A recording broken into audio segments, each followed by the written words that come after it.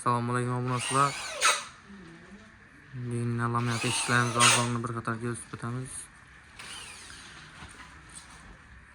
Oq krashenli yarmi kapimiz 08 MDF'dan.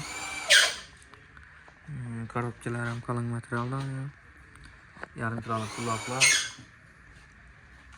Oppoq svet bo'ladi bu.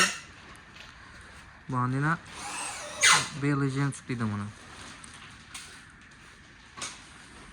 Bular ham MDF'dan krashenli variantimiz.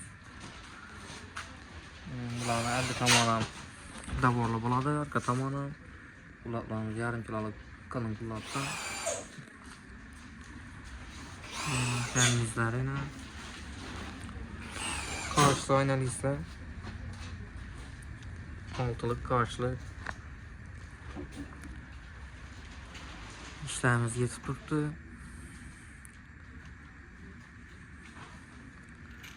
Korobchalar chiroyli.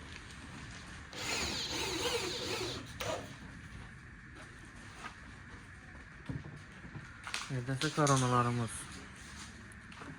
kraskelerini kaplanıp baryapti. Laminat eshiklar. Oppoq laminat bu. 18'lik zamoqchalarimiz açılgan. Davorlarimiz bizda dastavka ustanovka aytilgan bahoning ichida bo'ladi.